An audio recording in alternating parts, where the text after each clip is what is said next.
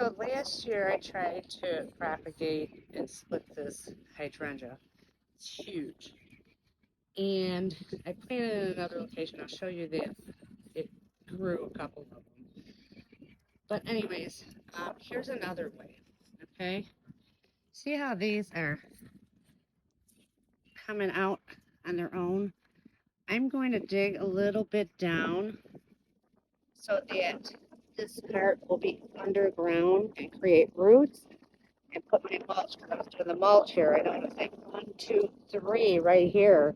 Then I get 3 more plants. So they say to put a rock. I have a wood log, put that on top of it just to hold it down.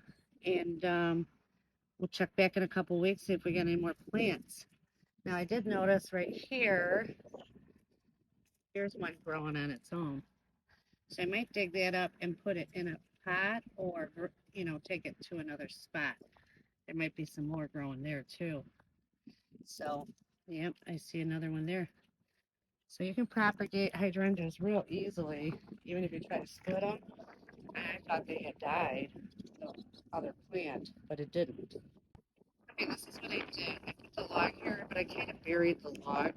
I'm going to kind of bury it a little more so you don't see it. So there's 1, 2, 3 plants here. Now here I didn't really need a log. It was already on the ground, so I just dug it in a little bit and covered with some mulch. And in a couple of weeks, I think it's like 3 or 4 weeks, look and see if there's any fruit in there. Maybe just, replant that into the planter. And then I'll also show you at that time, I'm going to dig these up and put them in a planter and see if I make new hydrangeas.